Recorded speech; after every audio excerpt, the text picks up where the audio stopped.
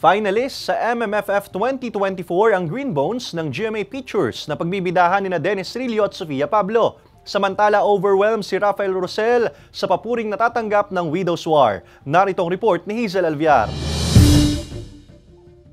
Finalist sa Metro Manila Film Festival o MMFF 2024 ang pelikulang Green Bones ng GMA Picture. Inanunsyo yan sa grand launch ng 50th edition ng MMFF kung saan may 4 na iba pang mga pelikula na na-qualify base sa kanilang scripts. Bibida si Dennis Trillo at Sofia Pablo sa Green Bones kasama ang isa pang bigating artista na surprise daw muna.